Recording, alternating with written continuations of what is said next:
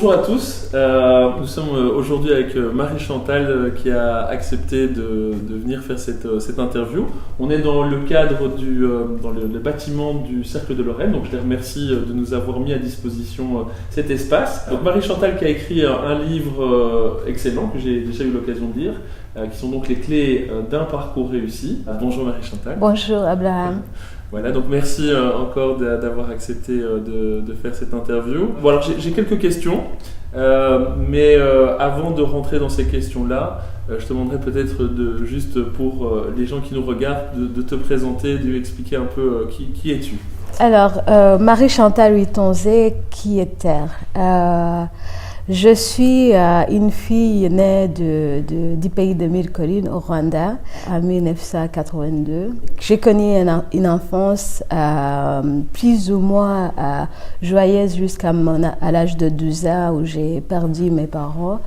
Et à partir de ce moment-là, je suis rentrée vraiment dans une vie, cette fois-là, qui n'était pas une vie d'enfance, mais une vie d'adulte. Je me suis émancipée dès l'âge de 12 ans. J'ai commencé à élever mes petits frères et sœurs. Donc j'ai commencé à déterminer, à gérer une famille, à savoir comment faisons-nous pour manger d'abord, comment faisons-nous pour nous loger, pour faire des études. Tu avais combien de frères et sœurs? J'en ai 4. J'en avais 7, j'en avais 6 parce qu'on était 7 enfants et à l'âge de 12 ans, j'en avais 5. Donc j'en avais 4 et moi compris 5. Okay. Parce que chaque fois je me mets des pinceaux sur le nombre que nous sommes parce que parfois je me mets aussi dans le nombre comme un enfant. Mais j'en avais 4, mes 4 bébés, 2 frères, 2 sœurs. D'accord. Et donc si je vais vraiment me définir en tant qu'être humain, je pense que ma vraie personnalité a commencé à cet âge-là.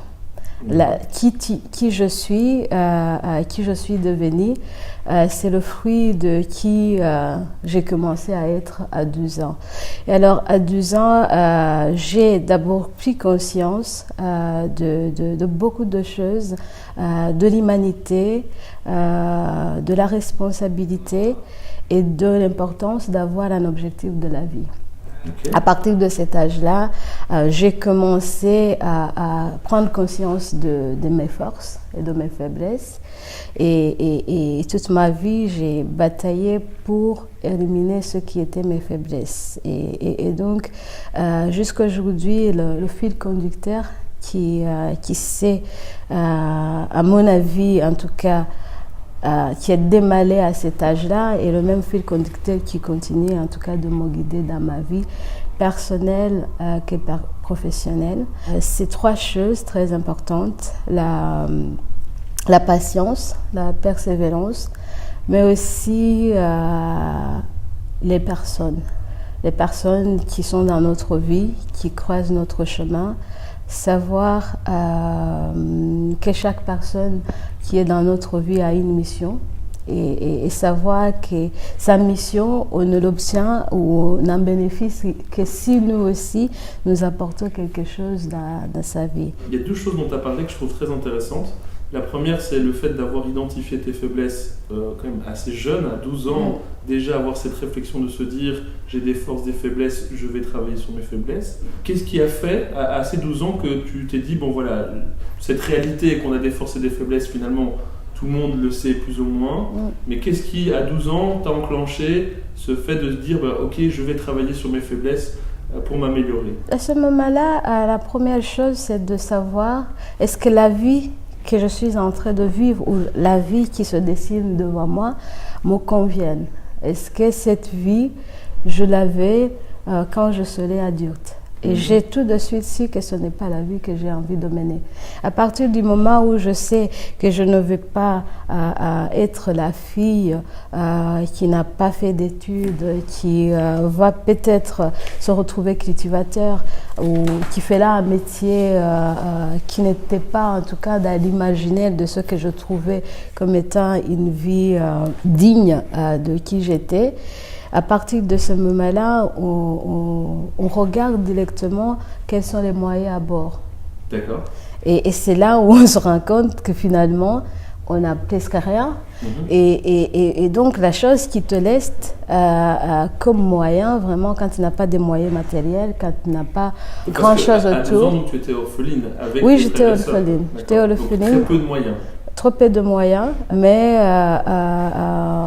beaucoup de gens qui ne sont pas nécessairement ma famille, qui ne sont pas d'ailleurs du tout ma famille, mais des gens à qui je pouvais donner quelque chose qui était à ce moment-là l'enthousiasme que je dégageais, le fait de me refuser à un destin de fatalité. Et je pense que cela a beaucoup, en tout cas, inspiré ceux qui m'ont porté secours et m'ont aidé tout au long de mon chemin à réaliser une partie de mes rêves qui, une fois réalisés, m'ont permis de rêver plus et d'ambitionner beaucoup d'autres choses que j'ai pu réaliser. Ça, c'était le premier point. Le deuxième point que j'ai trouvé aussi très important, tu as parlé de l'environnement, des gens qui ont fait partie de ta vie et qui ont contribué, je suppose, à la femme que tu es devenue aujourd'hui. Ce sont des gens qui sont arrivés à toi, ce sont des gens que tu as été chercher. Comment est-ce que ça s'est passé? Bon, quand je parle des gens à cet âge-là, à 12 ans, la première personne dont je parle, c'est ce représentant d'une ONG allemande, GTZ, qui est venu visiter notre orphelinat et qui a apporté une aide à la scolarisation des enfants de l'orphelinat. On était plus de 100 enfants, les moins jeunes et les très, très, très jeunes. Mes petits frères étaient parmi les très très jeunes. Mon petit frère avait 8 mois, donc c'était vraiment parmi les plus jeunes. Et il y avait des adultes, puisque nous on était déjà des adultes. Donc moi, j'étais parmi la catégorie des plus jeunes, des moins jeunes. À ce moment-là, le choix aussi de l'orientation scolaire était basé sur cette capacité de pouvoir très vite être émancipé parce que l'orphelinat dépendait des dons.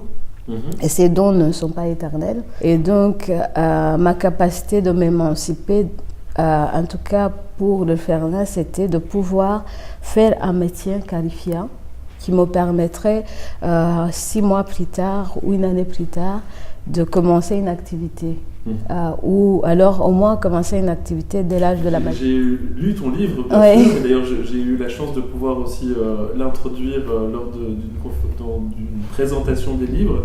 Et je te l'ai déjà dit, je le répète pour ceux qui nous regardent, j'ai trouvé cette partie particulièrement émouvante sur ton parcours, parce que voilà, se dire qu'à 12 ans, jeune fille, avoir cette initiative de prendre ta vie en main, parce que si j'ai bonne mémoire, il voulait que tu fasses couture, c'est ça?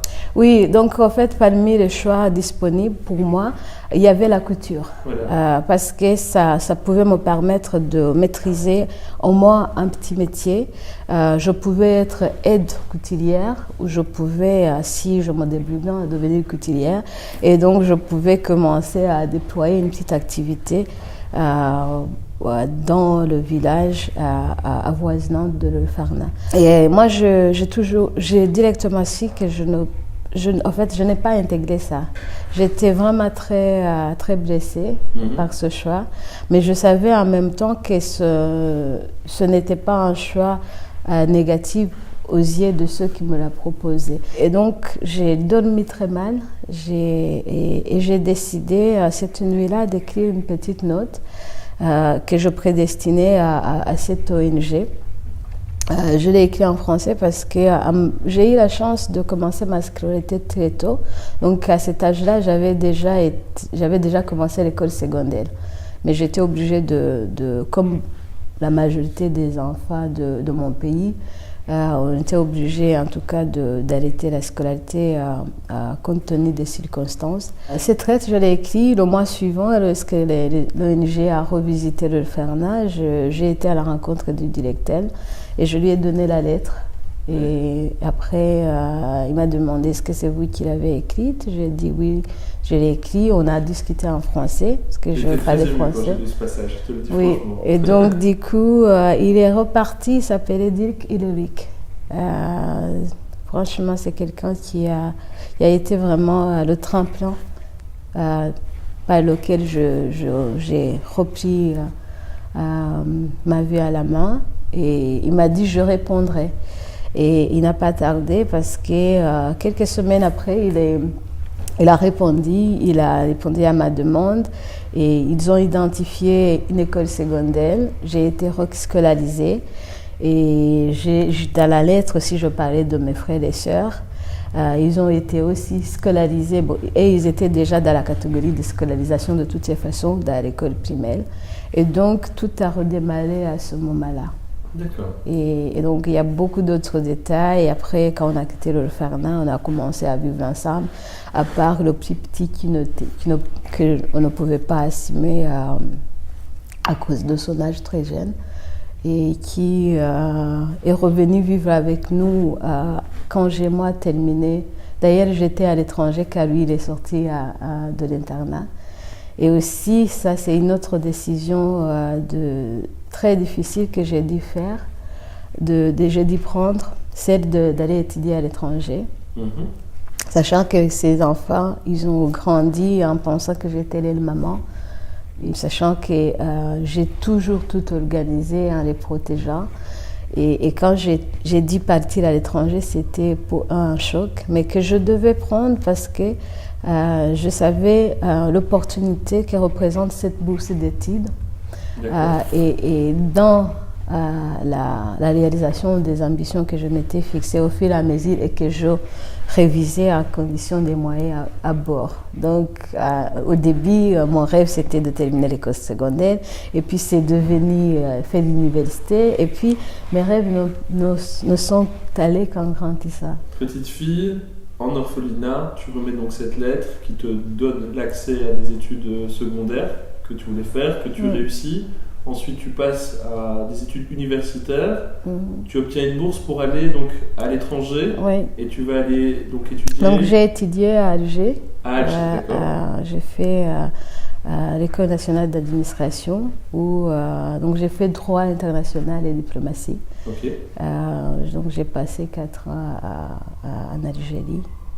Et de là, j'ai aussi eu pas mal de portes ouvertes. Ce qui était aussi lié à cette capacité de persévérer et de tout de suite voir quels sont les moyens à bord, quelles sont les faiblesses, qu'est-ce qu'il faut faire. Il ne faut pas oublier non plus que quand j'étais à Alger, j'avais ces enfants à charge. Donc je ne pouvais pas me contenter d'une situation d'étudiante classique. Donc tu devais en plus travailler pour subvenir aux besoins de tes frères et sœurs. Exactement. Qui étaient restés au Rwanda. Oui, chaque mois j'envoyais. Étudiante et boulot en même temps, quoi. Ouais, le contexte algérien, il est aussi assez spécial. C'était une société très fermée. Des étudiants que j'ai retrouvés là, ils n'ont jamais travaillé, ils comprennent. Ce vocabulaire n'existait même pas. Le travail? Oui, parce que la société, d'abord il fallait parler arabe. Oui. La majorité n'en parlait pas. Et quand ils en parlaient, en tout cas, la société n'était pas très ouverte aux étrangers, surtout aux étrangers subsahariens. Ça, c'était un constat. C'était plus facile si tu étais européenne ou européen que si tu étais africain. Donc moi, encore une fois, j'ai eu la chance. C'est pour ça que dans mon livre, je parle beaucoup de l'importance d'avoir des personnes dans ta vie en qui tu fais confiance et qui te fait confiance. C'est la JZ qui m'a aidée. Aujourd'hui, ça s'appelle la JZ, mais à cette époque-là, c'était la GTZ. D'accord. C'est l'ONG allemande. Oui, parce que même quand j'étais à Kigali, à côté de mes études, j'ai dû faire aussi des petits boulots de vacances avec eux ou avec d'autres. Mais je pense que cette ONG est devenue en fait comme ma famille. Parce que c'est chez eux que je présentais mon bulletin scolaire. Donc les récompenses, c'était chez eux que je les recevais. Et donc quand j'ai obtenu cette bourse, ils étaient les premiers à qui j'ai remercié, mais aussi informé. Et donc, arrivé à Alger, donc j'écris encore une lettre où j'informais du contexte et tout. Et donc, le représentant de l'ONG à Kigali a écrit au représentant de la GIZ d'Alger. Et j'ai commencé à travailler comme comme assistante, mais c'était vraiment un travail d'archivage. Donc, à côté de mes études dès la première année, les après-midi, j'allais travailler pour faire le classement des dossiers.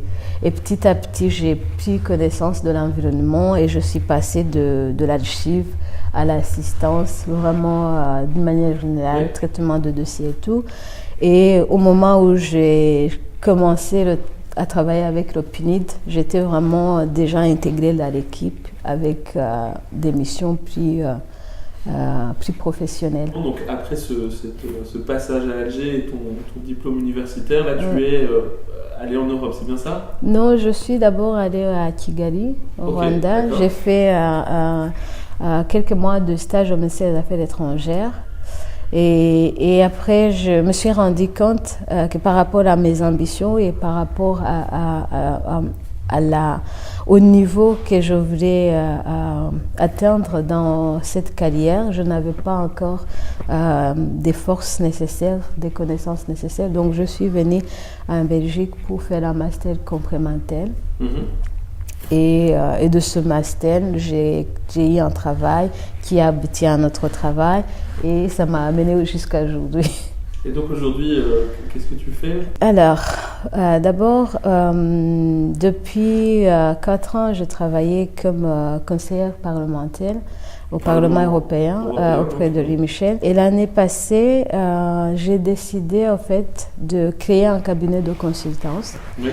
Et ce cabinet de consultance me permettait de m'épanouir parce que le statut d'employé ne me permettait pas, surtout en ce qui concerne l'Afrique, de pouvoir assumer d'autres missions, de pouvoir donner des conseils, par exemple, aux acteurs africains que je rencontre ici et là, de par la position que j'occupais dans la structure institutionnelle dans laquelle j'étais et de par aussi la proximité entre Louis Michel qui était mon chef et l'Afrique. Et donc j'ai identifié directement un intérêt de la part de l'Afrique, mais aussi une passion de ma part de beaucoup plus s'intéresser à l'Afrique qu'au dossier européen proprement dit.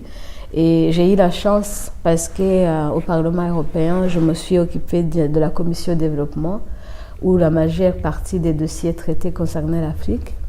Je me suis occupée de l'Assemblée parlementaire ACP Union européenne. Là aussi, l'Afrique était au centre de mes fonctions. Et j'ai eu certains dossiers qui m'ont beaucoup plus poussée, beaucoup plus orienté ma carrière vers cette liberté d'action et de mouvement. Parce que certains dossiers, je remarquais qu'il y avait en tout cas un manque de compréhension du contexte de la part des Européens, un manque de lien entre l'Afrique, les Africains et les partenaires européens, ce qui fait que certains politiques adoptés connaissaient un gap parce qu'ils n'étaient vraiment pas connectés à la réalité. Je te donne un exemple. Au moment de la crise Ebola, en 2015, j'ai traité ce dossier sur 4 pays de l'Afrique de l'Ouest, le Libéria, la Guinée, il y avait aussi Sierra Leone. Et tous ces pays, ce sont des pays vraiment à tradition forte africaine. Et une des mesures identifiées comme réponse à la crise, c'était l'incinération des corps. Et déjà, moi, quand j'ai vu cette mesure comme parmi les possibilités, j'ai dit non, ça n'ira pas. Dans le contexte africain, je ne connais aucun pays où on incinère des corps. Et c'est vrai que ce qui s'est passé, dès qu'on a prononcé ce mot, ça a effrayé les communautés, de telle sorte que la mesure qui devait être une réponse est finie par être faite à une sorte d'aggravation de la contamination. Parce que dès que la personne était contaminée, parce que la famille ne voulait pas l'incinérer, on cachait la personne à la maison. Et donc c'était encore pire. Et tout le monde était contaminé ou soit par la présence à l'intérieur, soit alors dans l'enterrement, parce que même le corps pouvait contaminer, parce qu'on allait l'enterrer pendant la nuit, de peur de le livrer au service qui devait s'occuper de ce travail d'incinération. Et pas mal d'autres dossiers comme ça, où je voyais vraiment un manque de dialogue. Je me suis occupée aussi d'un dossier sur la commercialisation des ressources naturelles en Afrique, où j'ai trouvé que souvent, on reproche beaucoup aux Européens de ne pas prendre la bonne conduite vis-à-vis de l'Afrique, mais souvent aussi dans le chef des Africains, on est assez déconnecté de nos intérêts. Sur ce dossier où j'ai dit batailler pour que, en tout cas, le Parlement soutienne la position qui permettait un contrôle sur toute la chaîne de valeur des minéraux, trop peu d'Africains étaient intéressés par ce dossier, y compris même les pays concernés. Je me rappelle avoir une fois contacté une ambassade que je ne vais pas citer, mais une ambassade des pays parmi les petits producteurs des minéraux en Afrique, et ces personnes-là ne savaient même pas que le dossier est traité. Ils n'avaient aucune recommandation. Ils n'avaient même pas une idée de ce qui serait en fait l'aigrement qui permet de résoudre la problématique de conflits liés au commerce de minerais, mais sinon aussi la problématique de la dilapidation des ressources naturelles en Afrique. Et donc je me suis donné cette mission d'être moi-même là où le besoin se fait sentir. Et donc c'est le sens de mon changement de statut d'employé à consultant, qui aujourd'hui me permet de ne pas travailler que pour les Européens. Je travaille aujourd'hui beaucoup plus avec l'Afrique. Je travaille avec les Nations Unies, avec le Fonds des Nations Unies pour la population. Là aussi, un autre dossier où le dialogue entre les Africains et les Européens est tellement clivant, où quand on parle des questions de démographie, ça effraie aussi l'Afrique, parce que ce sont des questions de contraception, de limitation de naissance, qui en Europe ne causent aucun problème. Mais dans le contexte africain, ce ne sont pas les mêmes terminologies. Oui. Et si on ne prend pas en compte l'aspect traditionnel et coutumier, on n'a pas un dialogue constructif, parce qu'on s'effraie de part et d'autre. Donc, mon combat aussi à côté du UNFPA, c'est d'encifrer dans mon rôle de conseiller stratégique une autre approche de débat entre les partenaires, une approche de compréhension mutuelle, de discussion d'égal à égal, et une approche qui place d'abord les réalités et les contextes au centre des politiques adoptées. Je pense que là, je suis allée beaucoup plus loin de l'objet de la... Juste pour donc recentrer sur donc les personnes qui nous regardent. Donc tu es une femme africaine avec un parcours remarquable, et je suis certain que beaucoup de jeunes femmes africaines te regardent, et j'aimerais te demander un petit peu, si tu devais t'adresser à elles ou à eux, parce que ça concerne aussi les garçons, quel est le message et quels sont les conseils? Alors, le premier conseil, bien sûr, c'est d'aller acheter le livre. Je mettrai le lien pour que vous ayez la possibilité de le commander. Voilà, toi qui as réussi, en tout cas qui a une réussite et rencontré certains succès dans ta carrière, dans ton parcours de vie, et qui aujourd'hui a la chance de pouvoir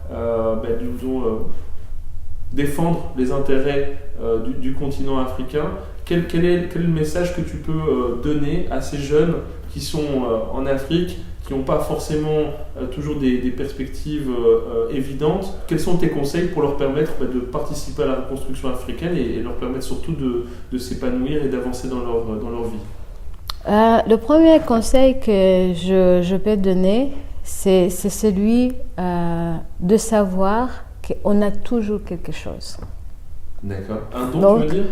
On a toujours quelque chose. Donc, il y a pas, c'est pas parce qu'on est dans une famille pauvre, c'est pas parce qu'on est orpheline, ce n'est pas parce qu'on est en Afrique que nos chances de réussir sont inférieures aux autres.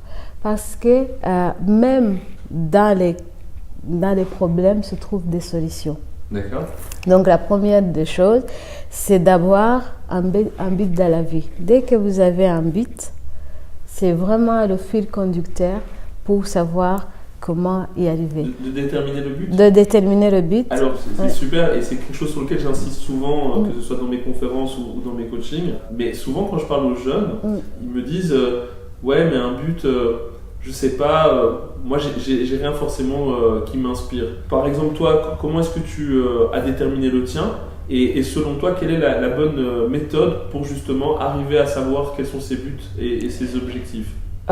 Pour moi, d'abord, c'est un dialogue avec soi-même. Un dialogue pour se dire qui je suis, qui je vais être. Plutôt on a cette capacité de dialoguer avec soi-même, le mieux c'est. Okay. Et il y a des gens aussi, même à 50 ans, ne savent pas où ils vont. Ou suivre une carrière parce que... Ce qui est bien, c'est qu'on peut même à 50 ans se dire je vais prendre les choses en main et avoir ce type de dialogue. Voilà. Avoir ce dialogue avec soi-même pour savoir qui je suis en tant qu'être humain, qu'est-ce que je vais devenir, quel est l'héritage que je vais laisser sur Terre. Et une fois qu'on a déjà identifié ça, tout le reste devient très facile. On se rend compte, en fait, moi, je vais devenir un jour secrétaire général des Nations Unies. Comment y arriver? J'ai besoin de faire des études, j'ai besoin de faire ça. Ou moi, je vais devenir un entrepreneur. Comment je vais faire? Je dois d'abord identifier un domaine lucratif. Je dois identifier un domaine qui a un potentiel. Et est-ce que j'ai des connaissances d'entreprendre dans ce domaine? Est-ce que j'ai des moyens? Et une fois qu'on sait vraiment ce qu'on veut faire, le reste devient facile. Et c'est à ce moment-là qu'on peut aller vers même les gens qui disposent des moyens dont on a besoin. Et je pense qu'en Afrique, souvent, le danger d'ailleurs que je trouve que nous a laissé le colonialisme, c'est le fait de ne même pas se rendre compte des opportunités qu'on a. Nos pays, quand ils ont des mines d'or, ils ne savent même pas que ce sont des mines d'or. Et s'ils savaient que ce sont des mines d'or, ils en feraient ce qu'une mine d'or fait. Le fait d'avoir autant de ressources et de ne pas les utiliser alors que d'autres viennent avec des avions pour aller en faire quelque chose ailleurs. Donc, vraiment se rendre compte du petit qu'on a et de commencer à réfléchir qu'est-ce que je peux en faire. Et c'est pareil sur le plan professionnel comme que sur le plan matériel d'une manière globale. Et pour les Africains, et c'est vraiment les jeunes Africains, le premier conseil que moi je donne toujours, c'est d'avoir confiance en soi, en tant qu'Africain. De savoir que la couleur de notre peau, nos pays n'ont aucun désavantage par rapport au monde extérieur. Et donc ça, je suis de ton avis, je pense effectivement que peu importe son sexe, sa couleur de peau, on peut réussir, on peut atteindre des objectifs. Par contre, j'ai été au Sénégal cette année et les gens vont me répondre quand même, bon c'est facile de le dire, toi tu es là, tu es en Europe, mais nous ici nos conditions elles sont quand même plus compliquées que celles auxquelles tu as pu être toi confronté dans ton propre parcours.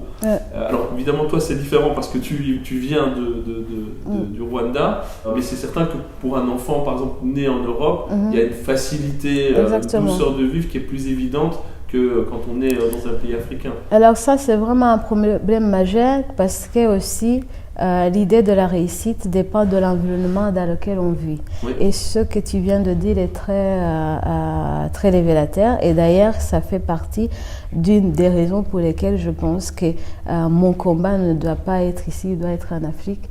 Parce que l'aspect gouvernance est très important.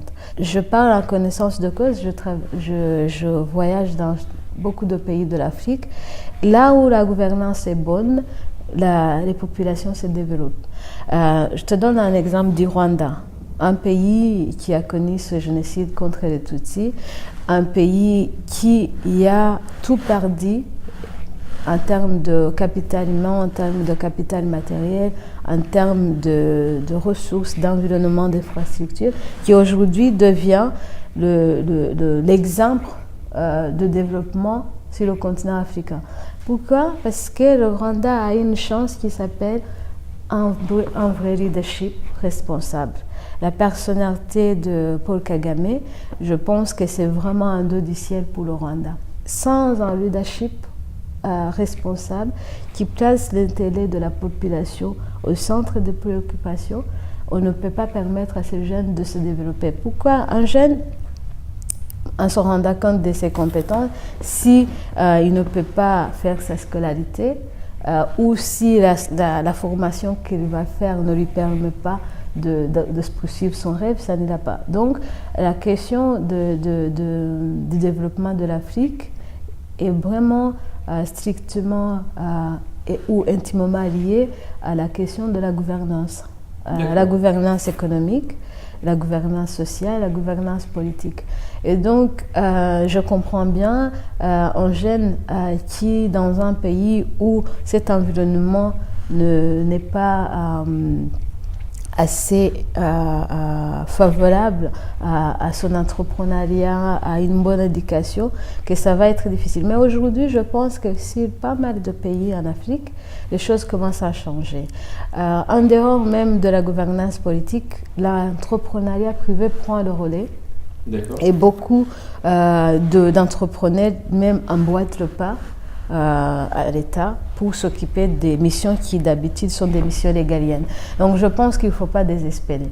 Mais je pense que ceux qui réussissent comme nous, ou bon, je ne vais pas dire que je réussis, mais en tout cas ceux qui ont eu la chance de faire quelque chose qui marche, c'est là où nous avons le devoir aussi d'être là et pour aider, que ce soit aussi dans la gouvernance, aider au renforcement de capacités, au conseil politique, c'est ce que je fais, au conseil pour la création de l'emploi et tout ça, pour aider ces jeunes aussi à utiliser leur propre potentiel. Un autre aspect qui est aussi important, c'est l'aspect, encore toujours dans la gouvernance des ressources.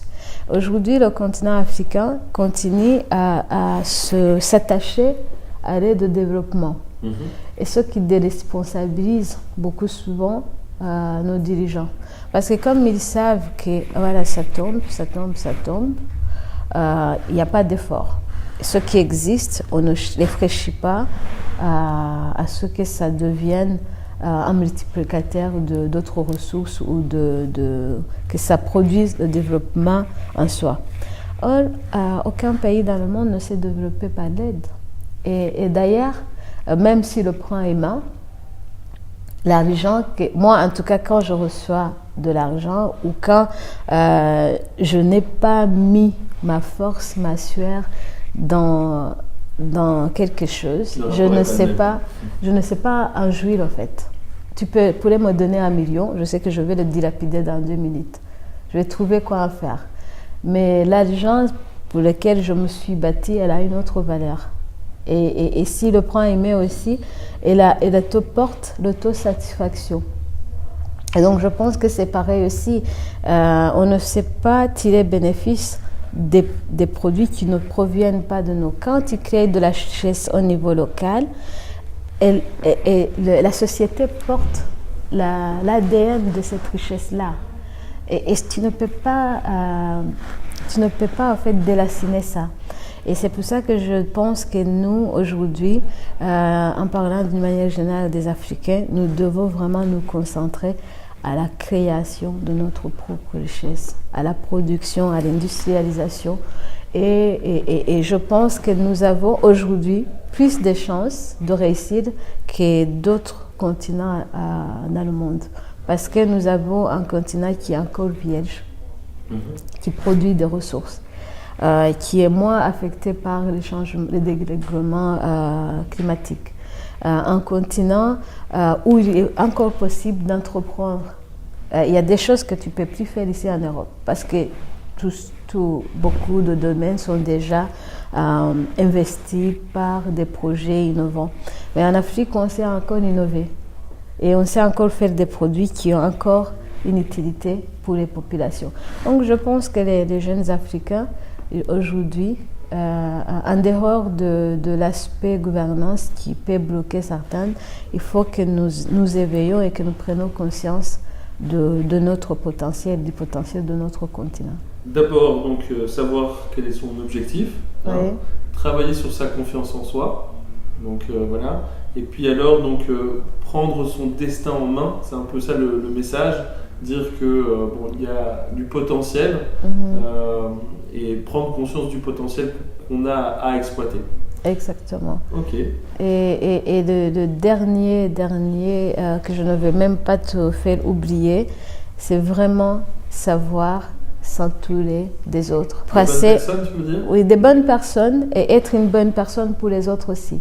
Ce concept d'Ubuntu, dire que moi, qui je suis, c'est parce qu'il y a d'autres qui existent.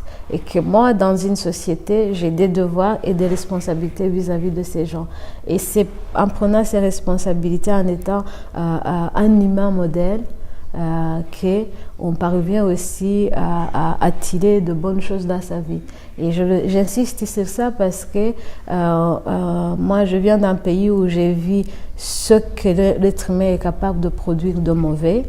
Et j'ai vu aussi ce que l'être humain peut produire de très bien, de pardon, de conciliation, d'amour. Et chaque côté détermine aussi la personne dont il vient. Et si on n'a pas ces capacités humaines, quel que soit le potentiel qu'on a, un être humain qui n'est pas un humain ne réussit jamais. Ok, bah écoute, merci beaucoup pour tout ce partage. Donc, comme je le disais, le livre, je vais mettre un lien, comme ça vous pourrez voir comment vous le procurez. Et alors peut-être juste pour terminer, en parlant donc de ton livre, pourquoi ce titre ? Les clés d'un parcours réussi. Oui. D'ailleurs, en anglais, la traduction n'était même pas la même et j'étais un peu... ça m'a fait mal de ne pas trouver le mot qui colle vraiment à ce que je voulais dire. Parce que c'est tout ce que je viens de dire. Parce que un succès, c'est pas une question ce n'est pas une donnée statique. Et puis le succès, on ne peut pas séparer le succès professionnel du succès personnel. Parce que, comme je disais, si vous êtes intelligent et que vous avez tout le potentiel, en tout cas d'un homme qui professionnellement peut réussir, mais que vous êtes un mari irresponsable, que votre foyer ne va pas, que votre entourage ne vous apprécie pas ou si vous êtes mauvais pour la société, vous ne pouvez pas réussir parce que, en tout cas, même si vous réussissez vous-même, intérieurement, vous savez que vous n'êtes pas réussi. Parce que l'idée de succès aussi, il a de sens que s'il peut aussi contribuer au bonheur. Et le bonheur, ce n'est pas seulement parce qu'on est au top, au sommet de sa carrière. Il y a des personnes qui sont des dirigeants d'un plus haut niveau, des milliardaires, qui, tu entends le lendemain, on te dit que la personne s'est suicidée. Oui. Parce que dans sa vie, il y a des éléments, des zones d'ombre qui fait que cette personne, intérieurement, elle ne connaît pas ce que c'est le succès. Pour moi, le succès, c'est une idée de parcours, parce que ça se construit au fil et à mesure, mais c'est aussi une idée transversale. C'est un succès dans tous les domaines de la vie, pour moi. Et donc, il faut toujours essayer, pour que tous les domaines de la vie, de la vie d'un individu, contribue à un succès global. Et c'est pour moi à cette condition que le succès a un sens. Oui, ok. Super, mais écoute, merci beaucoup. Merci beaucoup pour cette discussion. Qu'on aura encore l'occasion, enfin je suis sûr qu'on aura l'occasion de se revoir. J'aurai l'occasion de peut-être t'expliquer ça un peu plus en détail, mais je travaille donc sur un projet qui s'appelle UHB. D'ailleurs, je crois que tu en as déjà un peu parlé. Et j'espère que quand les premières activités arriveront, que tu pourras animer une conférence ou un atelier pour permettre d'avancer dans cette amélioration de gouvernance, parce que c'est complètement dans cet axe-là que le projet UHB a été pensé et est en train d'être créé. Voilà. Avec un grand plaisir. Merci.